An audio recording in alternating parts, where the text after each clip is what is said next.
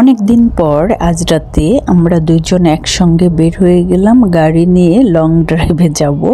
Long drive তো না, ঢাকা শহর ঘুরে বেড়াবো। উদ্দেশ্য হচ্ছে রাতের ঢাকা শহর দেখবো, প্লাস একসঙ্গে দুইজন কিছুটা সময় কাটাবো।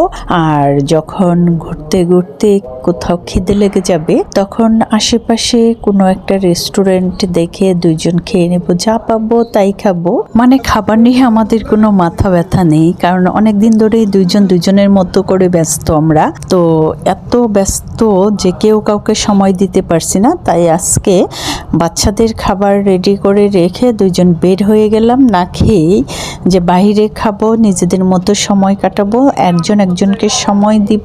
কারণ এই জীবনে প্রত্যেকটা মানুষেরই দুঃখ কষ্ট, সুখ দুঃখ, হাসি কান্না, ব্যথা বেদনা, ব্যস্ততা থাকবে। আর এসব কিছুর মধ্যে নিজের জন্য কিছুটা সময় বের করতেই হবে, কারণ আমরাও মানুষ, আমাদেরও জীবনটা উপভোগ করার অধিকার রয়েছে।